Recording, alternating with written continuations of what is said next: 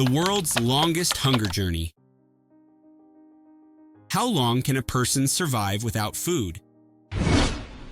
Angus Barbieri went hungry for 1 year and 17 days. That's right, 1 year and 17 days. But why did he do this madness? Here is the world's longest hunger journey.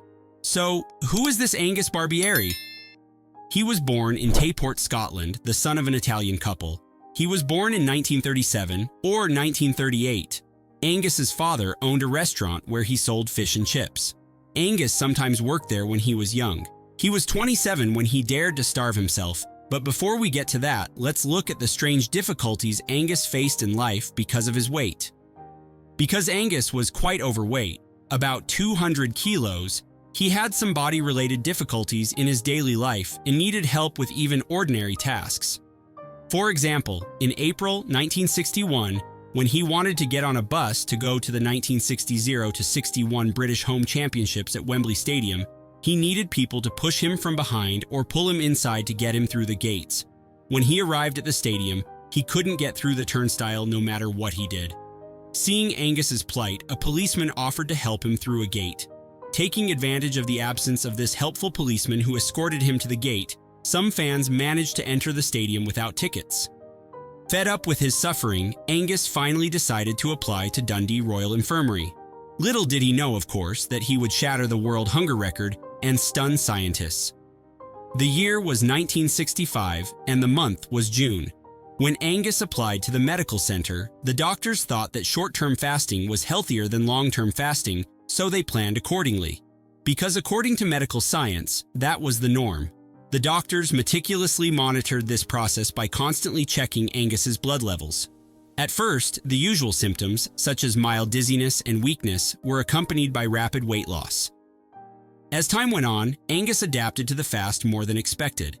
His metabolic rate slowed down and his body found ways to conserve energy. This was actually a kind of experiment for doctors. This adaptive response of the body was a tremendous insight for medical science. The body was showing its extraordinary ability to survive in extreme conditions.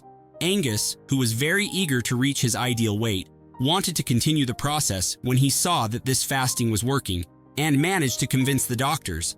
Of course, he also stopped working in his father's restaurant during this period.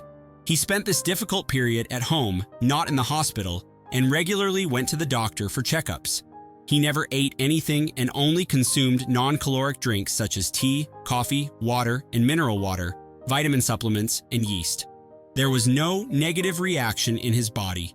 In the last months of the record 382-day fast, he began to add a little milk and sugar to his tea and coffee. His body was burning its own fat stores to meet its energy needs, which is how Angus managed to lose so much weight. For those of you who are curious, during this time Angus was going to the toilet every 40 or 50 days. Finally, on July 1st, 1966, after 382 days, when he had lost 125 kilos and weighed 82 kilos, he gave up and stopped fasting.